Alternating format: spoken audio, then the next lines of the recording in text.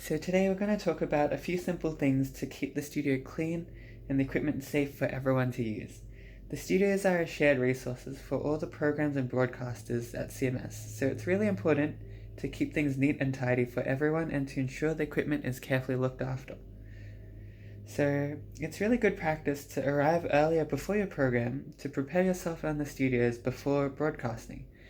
Upon arriving, you have to sign in here on the logbook, so find the correct date and the time slot to sign in, and when you leave, remember to sign out. This is here for record keeping purposes.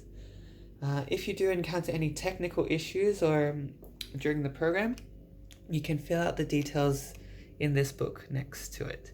So please include the date, the time, which number studio you're in, and try to be as specific as possible with the issue, so that way we can quickly figure out and fix it for you. So another very important rule is that there's no food or drinks allowed within the studio, apart from bottled water, but you can eat in the foyer area here, and there's also a kitchen area outside the studio down the corridor to the left. So just outside the studio, down there to the left, over there, that's the kitchen area where you can use the microwave, the sink, and so on. So after entering the studio, it's important or quite a good idea to check all your music material and the equipment to ensure everything will work properly and smoothly during the program.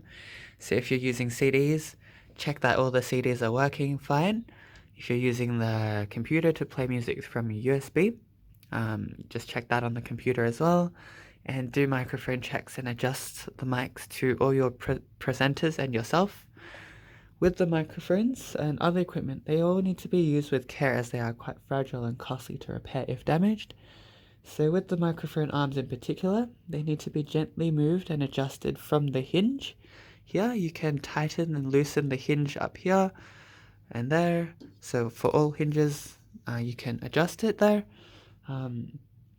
So you need to adjust that to move it instead of forcefully adjusting, and it should stay roughly at a neutral height and position.